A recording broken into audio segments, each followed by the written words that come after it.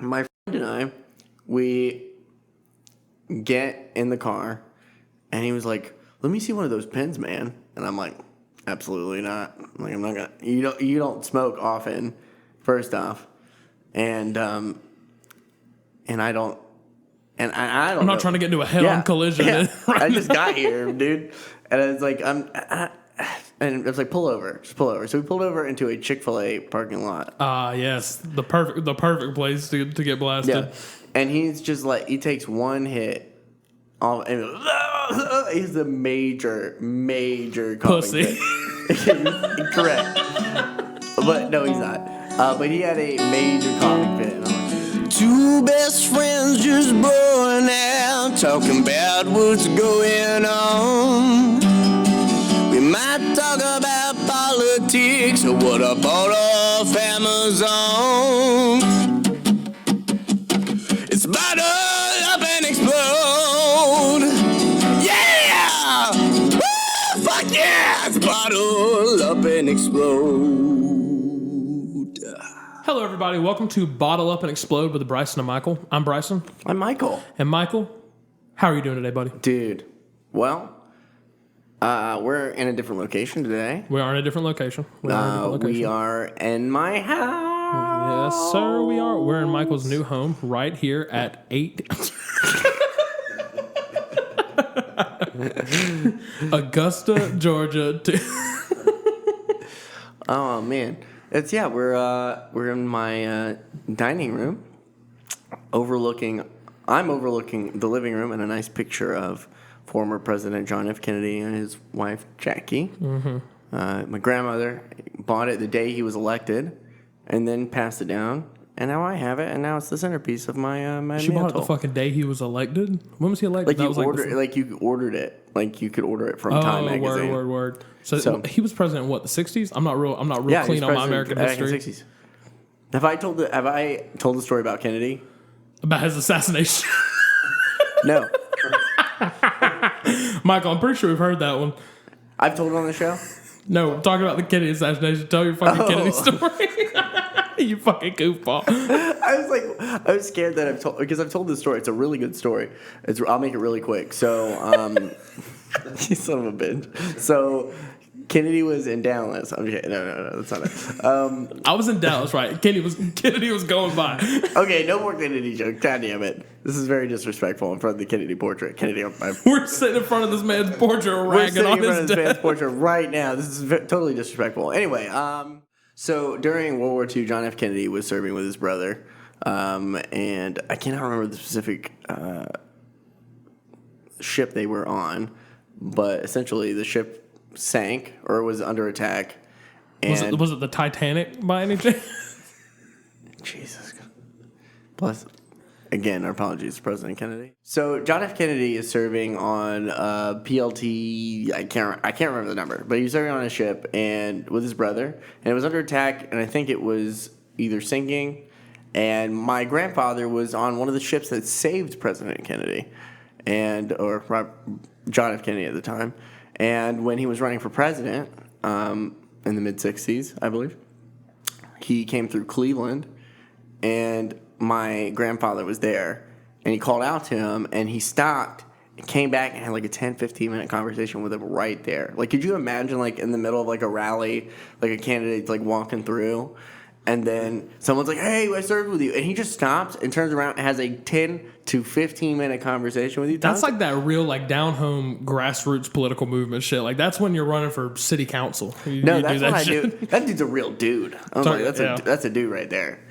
I went to the museum in Boston, and I was like, this guy was just, like, writing letters, like, "I don't want to be here. I want to just, like, do, like, art stuff and, like, hang out. Sorry, suck at school, Dad. Love you, John." It's like, that's a real dude. That's right my there. bro. I fuck with him. I fuck with JFK. I fuck with him hard. Yeah. But it's been a good week. How are you doing? It was good. We didn't get to record an episode, or we did record an episode. We didn't get to put one out last week because of various issues that all compounded into us being not able to release the episode. And honestly, we needed a break from you people. No. We love you, our fans. We did not need a break from you at all. We need a break from each other. We did. We did need a little bit of that. We were butting heads a little bit. But we didn't release an episode, and here we are back this week in a brand new location with our good friends recording a nice episode. A permanent location. Yes, Michael's new house. What'd you do this past week? I saw you were hanging out with some friends from Yeah, from I had town, some right? friends come in to town, and I know what you're saying. Like, friends coming to town. Don't worry, they had corona. They Don't worry. are fortunately laid off from their jobs, so they. No, I'm just kidding. They're at home, like they're teaching. Like one's a teacher, for example. So they've been self-quarantining like all this time. So they came into town to say hello to my fam, socially distanced and with masks on. That was really cool of them. I was like, thanks for respecting that. And we had a nice socially distanced visit, and it's good to see him. Helped me move some stuff in. Hell yeah, man! I had a similar thing. I had a couple of friends, not from out of town. One of my friends who lives somewhere else, but she's been in town since school, and blah blah blah. She came to visit, and she had her other friend with her, and so we're chilling. They will remain nameless due to the events of the story, but smoking on a little bit of that devil's lettuce as we be doing. Sure, correct. Sure. And I realized it's so funny to look at people that don't smoke a lot and look at the weird little things they do when they're smoking. You know what I'm talking about? You know? Yeah. So like for example, they didn't know how to hit a bong, so I had to teach them how to do that. You ever have to teach them how to hit a bong? Sure. You don't realize how involved it is until you actually have to explain it to them, and like they didn't want to light it I had to themselves. teach my grandma how to do it, and she was just like amateur hour. I'm just kidding. My grandma's dead. The weed's actually what killed her. But I warned. Took that massive rip. I warned them beforehand. She took a massive RIP, bro. That's what killed her on the spot. She took a massive rip and it fucking killed her. Well, that would be the headline.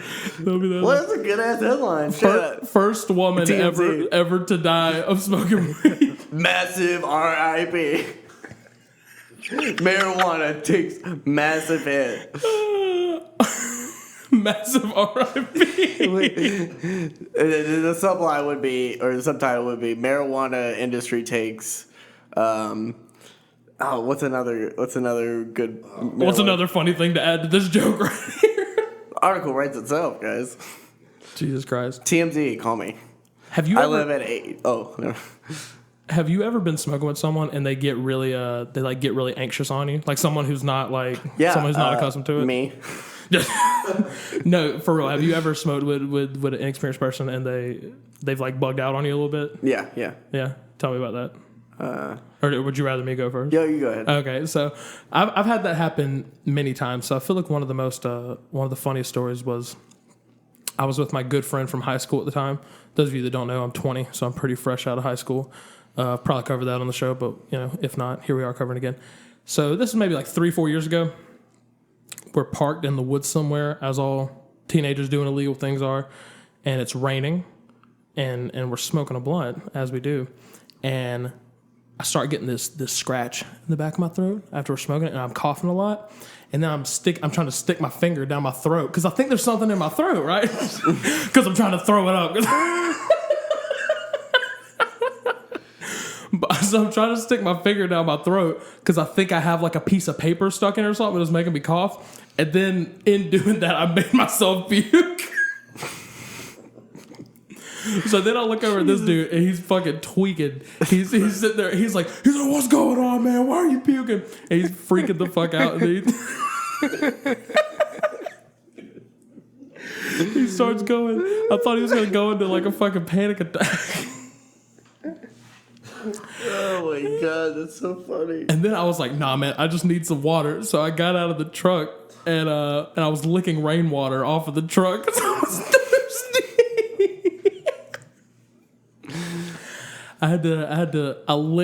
I licked fresh rainwater from the earth off of the side of my truck that I still currently drive. That was an eventful. And then we almost got arrested, but that's a whole other story. I was in Denver, and have I already? Talking about, I am not getting out of this car. Yes, No. That was Los Angeles. That shit was so funny. I am not getting out of this car. By the way, yeah, LA was so strong. I was like, I'm not getting out of this car. But Denver was a little different. So, me and my friend were going to Denver to see a concert. And we land at the airport.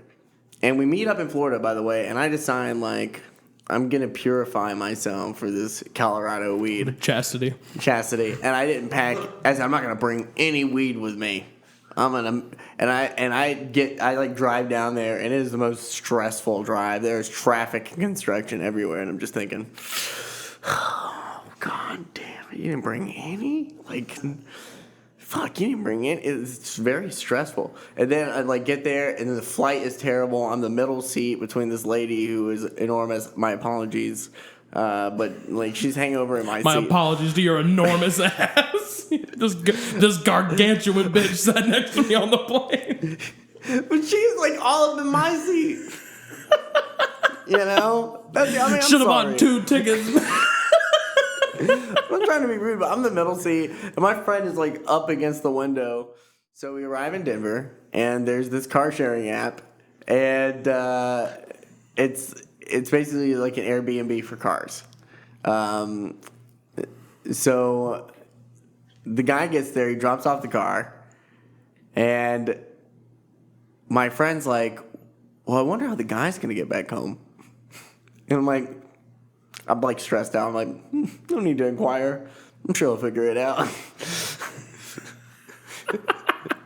My friend is such a nice guy. He was like, hey, just curious. Because he's one of those guys. He just wants to know everything. How do you get home from here?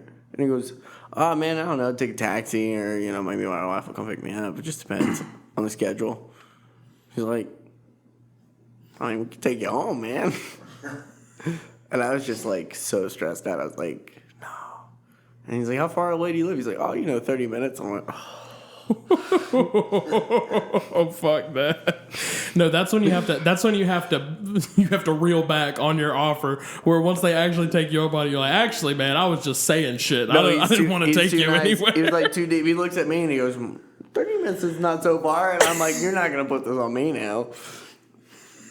And I was like, it's not that far. And we take him, and I'm so stressed out. And I'm admiring the views, but I'm also it was a hell of a flight. It was a long flight, and it was very stressful. And so we dropped the guy off finally. It's a nice house. It's beautiful scenery. And we finally get to a dispensary, and we get the stuff. It's like Disney World. They're really nice. Get the cannabis grape soda. It was amazing, by the way. Oh, so good. So my friend and I, we get in the car, and he was like, let me see one of those pens, man. And I'm like, absolutely not. I'm not gonna. You don't smoke often, first off, and I don't. And I don't. I'm not trying to get into a head-on collision. Yeah. Right I just got here, dude, and I was like, and it was like, pull over, just pull over. So we pulled over into a Chick-fil-A parking lot. Yes, the perfect place to get blasted. Yeah. And he's just he takes one hit, and he's a major coughing pussy. fit. Correct. But no, he's not. But he had a major coughing fit, and I'm like, dude, what the fuck, dude? I took one, and I had a semi-major coughing fit, and I am paranoid as fuck. I always notice that into this Chick-fil-A. Whenever you come out of coughing, you're always paranoid. Something about coughing really ramps up your anxiety for the day. Sure. And we go into the Chick-fil-A because we're hungry, obviously, and we're both kind of freaking out, like, oh my god, what if they know we're high? This is not good. Oh my god. And then we just took us a moment because we're both from Georgia. He's from Aiken. And I'm from Augusta, and we're in Chick-fil-A, and we're high, and we're like, this is not right. This is like being high in church. This is not right. And then we sunk in for a moment, and then we started looking around the restaurant, and everyone else was high. Yeah. I was like, oh my god. Other than the families, they were pretty fucking high. I was like, oh, wait a minute. Like, we're in Denver, man. I was like, this is all right. This is okay. They expect this. But they expect you to go on a Chick-fil-A high in Denver. I feel like they have to, right? I mean, I feel like they have to like brief the cops when they legalize weed. It's like, guys, it's gonna be a lot of groggy motherfuckers walking the streets. A lot of motherfuckers gonna be smelling stank as fuck. Don't worry about it.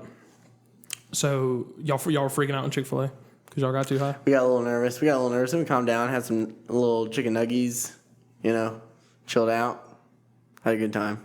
Hell yeah, man. Hell yeah. Nothing a little Chick-fil-A sauce can't fix. Time to thank our sponsors. Woo! Sponsor thanking time. I'd like to thank our sponsor, Le Chat Noir. Le Chat Noir is a black box theater here in downtown Augusta, just on the corner of 8th and Ellis, right off Broad Street. This theater has an attached lobby with a full-service bar that echoes a 19th century cabaret. Well, after one too many absents. Like its namesake, Le Chat Noir exists to produce and present entertainment to the CSRA that was previously not being offered. And Michael, is there possibly a website that I could go to get more information about Le Chat Noir? I was literally about to say that, Bryson. It's lcnaugusta.com, lcnaugusta.com. You can find information on tickets. You can also find merch. You can find content on past productions. But most importantly, you can find our tickets to First Friday XTG Schrodinger's Cat. lcnaugusta.com. Go to our website for more details. Woo! So one thing me and my friends we were talking about when they came over the other day was so obviously, getting high and paranoid, you begin to talk about death, right? We moved on to death. But we weren't talking about death in like a morbid, scared of dying way. We were talking about how we want to be buried and how odd it is, how we bury other people. Yeah, and how we bury other people. And how odd. Would we murder them? I go straight to the swamp. Well, now that you have this cool house next to this abandoned shed, I mean that's got to be a good dumping location right there. Please don't. Ugh, I don't want to talk about that. That's so scary. Michael's house is 6 feet away from a broken down warehouse. But to be fair, it's a warehouse that was, it was a staple point of the community. Like, provided ice cream to many children. It was a staple. The warehouse was a real pillar of the community. Dozens of children every day were lost into this cavalcade of stone. I hate you. I just moved in. Michael's also afraid of ghosts and stuff, guys. So I've been terrorizing about ghosts in his new fucking house. Okay, to be fair, I've through therapy discovered I have what you call separation anxiety, and so I make sure to fuck with them about it. So I make sure and then leave, make it extra bad on him. It's really bad. So I have really bad separation anxiety. I've never lived alone. I don't spend a lot of time alone. So I made the decision on my own, but confirmed it with my therapist that I should live alone and learn and prove to my brain that some of these things are just in my head. Like, somebody's not going to just pop in your house and say, boogie, boogie, boo, knife, knife, knife. Even though it's possible. I did do that nearly word for word when you came in your house today, but it did scare the shit out of me. It did scare me pretty bad. But I love this house. So we were, like I said, we were talking about how odd it is how we glorify the dead. Do you find that odd? I find it weird the way our culture treats the dead. What do you mean glorify? So, okay, so just think about the whole process, right? Think about the whole process when someone dies, or at least the average process. Obviously, there's, a lot of things you can have done when you die, but the average American process goes something like you die, you get embalmed and all that, the next day or a day or two after, very quickly after, you get embalmed, you get preserved, you get fucking dressed up, washed, they put you in a big, nice, pretty box. And then everybody comes around and looks at you. Sure. We get it. It's fucking weird, right? Everybody comes around. We've all been to one. Everybody comes around and looks at you, right? And then some guy stands over you and talks about. I don't think we need to keep going. No. Let's really step it out. Some guy stands over you. Then they put you in a car, put you in a bigger concrete box. I don't see the point of the bigger concrete box. That one makes no sense to me. Then they lower you into a fucking hole. That just seems like a lie, man. I think we all could have got there without the fucking... But does it not seem like a lot when you really talk it out? It was a lot that you took a step by step. Emotionally, I literally scratched this table through that explanation. How uncomfortable that just made me feel. But see, it makes you realize, right? It's fucking weird. Why do we do all that? I don't think it's weird. It's definitely weird. I think it's. I think it's. I don't know. I think it's preserving a legacy. So what do you want done with you when you die? If that's how you feel. Because I have very specific details of what I want done. Go for it. So here's what I want done with me. I have very specific things. I want parts of me donated to science so that it can help progress, medical science. Yeah. I also want parts of me cremated over my favorite parts of that I loved. Like areas like that I you loved. want to be burnt over your house, like at a big vigil out in the yard. No. Like cremated and like my ashes And then spread over places, certain yeah. places. I'm fascinated by like the parts of you that they're. Yeah, but bodies are huge. But I don't know if you know that. Maybe they just gonna like dismember you and like burn some of you and like. No. Spread my right arm Take in the. some, Some of this body and put. Well, they'll need some body. My penis Well, no. They'll take parts of my body that they need. Like they might need my. No. Okay, they need to preserve my brain in case someday they figure. Are you fucking with me right now? You got to be doing a bit. No, I'm not. Okay. I've really thought. I'm obsessed with death because I'm terrified of it. So I want my brain preserved for like just in case they figure this shit out. Just in case they need my. Just in case. No. Not that I'm smart. Just in because, case like, Just in case in the future. There's a chance you're gonna be able to become like a cyborg. In the future, Correct. they may need the advice of a 20-year-old guy who plays guitar and gets anxious all the time. They might need my opinion. I won't be 20. No, I won't be 20. Michael, your brain ain't even gonna be on the top 500 preserved brains once we start doing. I don't want it preserved for science, like for like the sake of like, please save us, just in case, like, hey, I want to make a cyborg. Hey, make me a test dummy. That's just gonna be so Why expensive. Why are you gonna waste the good brains on that? Why are you gonna waste the good brain on a test dummy? And then I'll just like, what if I work and I'm like, oh, I'm just like a regular guy. The cyborg future is like a horror show, man. Oh, I got you. So you want to be one of the first brains that we crack this whole brain preserving code on. Okay, I can respect that, being a trailblazer. I thought you wanted to come in after the legwork was done and be like, all right, guys, put me on What's up, ice, everybody? please. Let me tell you something about comedy and smoking weed. No. I just want to, like, just in case, like, they need to, like, test it out. No need to waste, like, a really good, smart brain on it. Yeah. Like, shit, we just lost Albert Einstein's brain on this test. God damn. Fuck. No, they need to make sure it's ready. Well, pull in Stephen Hawkins now. We got to make sure we get this shit right. Who else we got? We got Stephen Hawking and Barack Obama. God damn it. I'm not giving up Barry, baby. All right, so my brain for science, my, like, or brain preserved, my body parts for science, my ashes, then the rest of me ashed up, spread out. Ashed up, spread up, ass up, face down. That's how we like to fuck. Ashed up, spread up. Jesus Christ.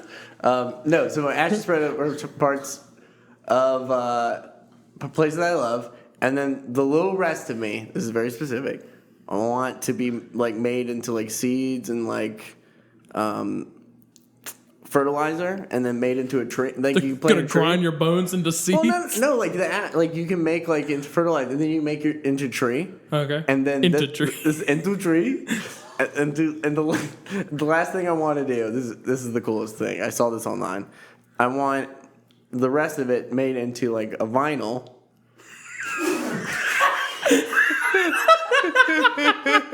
I swear to God, I saw this. I thought this was the coolest thing. Well, I will do one of these things to you when you die. Hear me out. This is gonna be very specific. I will. My fucking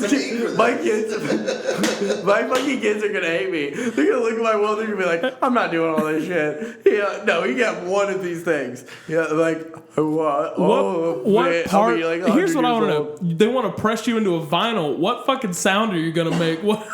No. Like you can't. They said you can. They can take your ashes and like there's a company that takes your ashes and makes it into a vinyl, and you can make a vinyl of all your favorite songs in your life. And like this is the album that defines who I am. I thought that was fucking cool, and I think you would think that's cool too. I think that's a cool concept, but here's the thing, man. Yeah.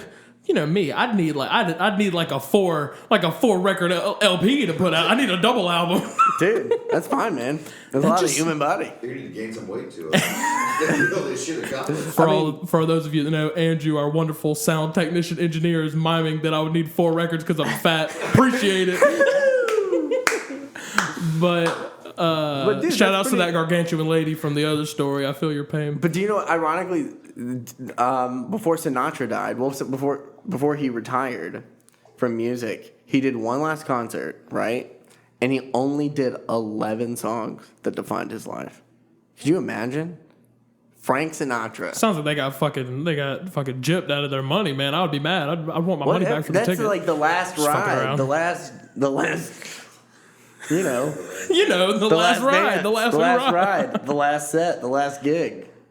That's what it was, man. That just seems so extreme. So what I want done, I'll tell you what I want done with my remains when I die.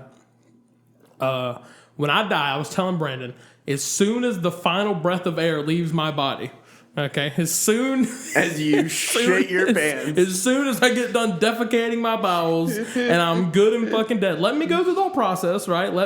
Please don't break this down again. Let me have my DMT. Let me go through the whole process, and then within 8 hours, okay, before the sun goes down, I want to be in a fucking hole, naked. Okay, that's what I want. Go as soon as I die. Start digging that motherfucker because I got a lot of shit to do. Let me tell you, if you die before me, I'm going to put you in a shrine, and I'll come to it every day and cry. I will come back and haunt your ass if you do some bullshit like that. You can make your own shrine, but don't put any part of me anywhere. Please do. I would not be lonely. I would not be as lonely. So, like, if I die, I feel like you'd want me stuffed. You'd have a big bust of me standing in the corner of your house. Hey, Bryson. How was your day? Mine? Oh, it was good. This motherfucker would get me embalmed and stuff, and I'd be standing in the corner of his room like a big Michael Voorhees. He'd dress me up for parties and shit like that. It's like Build-A-Bear where you get... He'd have different outfits to put me in. Happy Halloween, Bryson. Oh, what are you dressed as? Popeye. Well, look at me.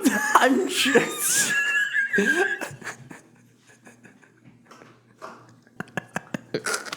Oh, I'm just as olive oil.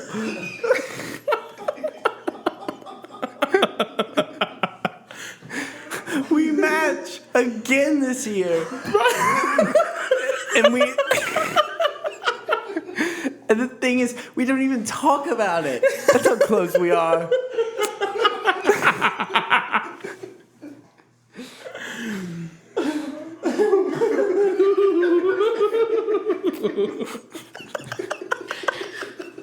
Ooh, we like to have a good laugh around here, folks.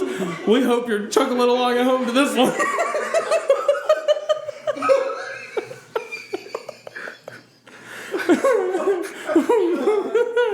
Ooh, good times.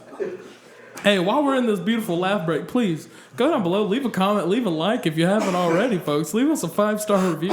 And leave me an idea of what Bryson shows up as for next Halloween. Bryson, you're dressed up as Popeye. What? God damn, that's fucking funny. Oh, fuck, that hurt. Oh, my God. Today's episode of Bottle Up and Explode is brought to you by the Alley Downtown Tap Room. The Alley Downtown Tap Room is the #1 place for craft beer. They have 48 taps with a variety of beer, ciders, wine, kombuchas, sodas, and coffee. Pay by the ounce or pay by the pint. Now, like a lot of businesses, the Alley Downtown Tap Room is going through a real tricky time right now. So their hours are limited right now. So check their website out for that. You can also check their website for to purchase a gift card, beer, or merch. You can find that information on the alleydowntowntaproom.com. Again, that's the alleydowntowntaproom.com. Now, Michael, is there some sort of VIP text list I could get involved with to get more information? Absolutely, Bryson. You can sign up for the VIP text list by texting BHOPPY, BEHOPPY, BHOPPY to 31996. Again, that's text BHOPPY to 31996. I encountered a lot of death recently. Went to the VA Memorial Cemetery, the Georgia one. It was actually really pretty. It was really nice. We got some shots there for a commercial. Bring your bodies here. I'm just kidding. No, what's for that? Shout out to Napier Funeral Home. So it was really beautiful, and it's for my job, and that's the second trip I've taken with my job, and we go around the city a lot, and then we also go to town, and we talk about travel. Ooh, excuse me, but I don't travel a lot. I want to travel. But I think I'm gonna be able to travel a lot with this job. Do you travel? Do you like to travel? You know me. We've talked about this off the show a lot, and even mentioned it a little bit on the show. I'm not a big trip guy. I don't really. Could be the tumultuous home life growing up, where every time we would go on a trip, it would just be a weekend of living hell every time because my family couldn't get along. You know what I'm saying? Sure. So every trip was just garbage, unfun a lot of the time. So it could be some of that beat the whole traveling idea out of me. But no, not big on trips. I've been on maybe I would say I've been on 2 what I would call significant trips in my life, and then I've been on maybe 10 to 20 little miscellaneous excursions. Can we? I tell you what. Once Rona's over, can I take you? Well, you have to pay your way. I'm not fucking rich. Can we go on a trip and then record a podcast from said location? Yeah, for sure. Yeah. I'm thinking from Disney World. Well, see, that's where live in the parks. That's where we'll discuss this another time. That shit is expensive for a lot of shit I don't want to do. No. I got it. Don't worry about it. Anyway, so let the record show Michael has said he would, and I quote, "Got that." We will return back to this audio another time. I will get us a discount. Wonderful. There that we will go. That will make it doable. So, Bryson, what's the most exciting trip you've ever been on? So, like I said, I've been on 2 what I would call significant trips. One was when I was in 6th grade. Me and my GT class took a trip to DC. Very meh. And then one was when I was in 9th grade and we went to New York. Saw a bunch of shows and stuff. I'm sorry. Maybe I didn't make it clear. What trips have you been on as an adult? As an adult? Yeah. What, since high school? Is that what we're calling adult? Sure, 18. Fucking not shit. That's unbleevable. No. We will fix that. Fucking not shit. No. No. How old are you? You're 20? 20, yeah. No. I took a trip by 20. I took a trip by 20. Ain't went no fucking where. Went to the world of my imagination. I have plenty of fun places I go out there. Mark my words. As soon as Corona's over, I'm taking you to Disney Mark World. my fucking words. As soon as Corona's... Look at me. This is getting really eyes. intense. As soon as Corona's over, I'm taking you to Disney World. But what even, what do you mean when Corona's over? When we eradicate it? When the vaccine comes out? What's the Corona over? You'll know. You'll know because we'll be in Disney World. Because we'll be in Disney World by then. Yeah, but I mean, like you said, the most significant trip, I would have to call that my New York trip. Took that when I was 10th grade, 9th grade, 10th grade. Did you have anything exciting happening? Because that's what my most exciting was also New York. So we did a bunch of cool stuff. It was with the theater that I was super involved in at the time. So it was me and 9 other high school age kids. And we saw Dear Evan Hansen 7 months before the cast recording was out. You were 9th grade when Dear Evan Hansen. 10th grade. I think it was 10th. I want to say. Actually, no, it was 10th. It was definitely 10th. Yeah. Maybe. Might dropped out by then. We saw it before the cast recording came out. So I saw a Tony Award-winning musical before anybody else even fucking heard that shit. And we saw Kinky Boots. And we got into a snowball fight with some kids from Florida that were also taking the same classes with us. So we had some fun excursions. That's nice. Yeah. That's funny. So you took the trip as a kid. I took the trip as an adult. So what'd you do? I was filming a show that I was working on, and I had a lot of fun. I stayed in different parts of New York. I stayed with different friends. So one night I stayed in Manhattan, Upper East Side. And then I stayed in Brooklyn one night.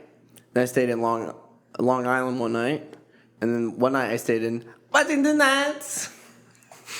Stayed where? Washington Heights. Is that a reference to something that I'm just missing? It's Vampire Weekend. Oh, my bad. It's a terrible Vampire Weekend impression. And probably nobody will probably get that. Probably offended all the suburban white kids listening to the podcast. The suburban white kids who listen to this will be like, oh yeah, I recognize that. That's a vampire weekend. Other than that. Anyway, so it wasn't than that. And no, I stayed in different parts of New York. I had a lot of weird experiences. Did you recognize the rats in New York City by chance? No, they hid from my gaze. I couldn't seem to find any. That was a rough experience. I don't do well with mice or rats. Maybe I just didn't pay attention. Also, shit like that doesn't really bother me, so I could totally imagine just be a rat running by and me not really like paying any mind. Oh no! When they run up next to you, you will notice. You'll fucking respect them New York rats. You will. Shout outs to Cameron for his New York rat he loves talking about. So I was staying on the Upper East Side of Manhattan with my friend Jasmine, and she lives right next to the Q train. So I was leaving, and I was on the phone with her, and I was like, "Yeah," I was like, "Oof, just can't get over these rats. They're just so huge and enormous." And then just as I was about to get down the escalator, she was like, "Oh, don't look down on the tracks." And I was like, "What?"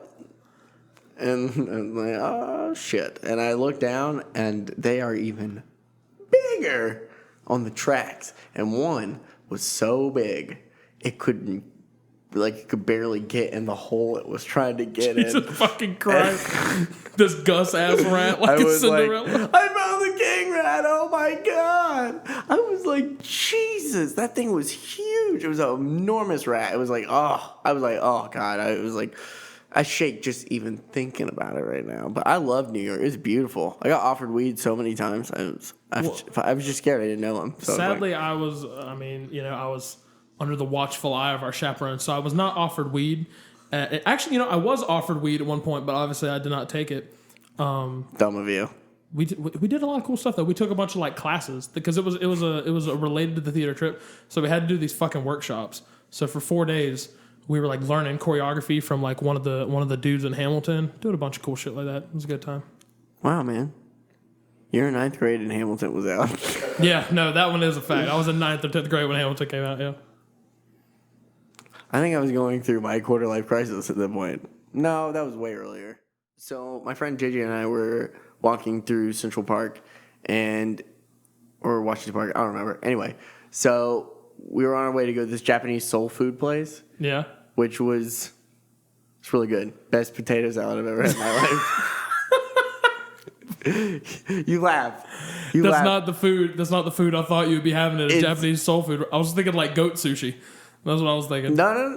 Well, I don't know. I don't think that was on the menu. It actually sounds like it would be badass. Someone make up some goat sushi. It was like some form of like teriyaki chicken. I could remember. It was like teriyaki chicken and like this potato salad that was just insane. It was insanely good. Not a sidebar. We don't have to get on to a whole rant about potato salad, but fuck potato salad. Continue.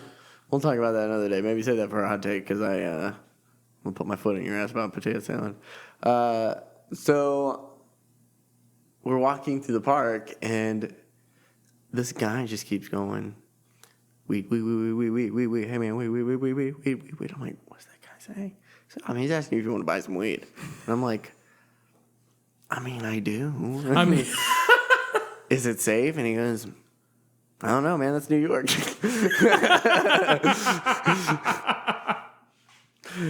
God damn. Well, Michael, I've enjoyed talking to you today. I've enjoyed talking to you, too. Yeah, it was a good episode. Usually I don't, but today I did. Fucking dickhead. I love you. Love you too. Don't leave me. We want to thank, I won't hate you. We want to thank our good friend Brandon for being here and our good friend Andrew.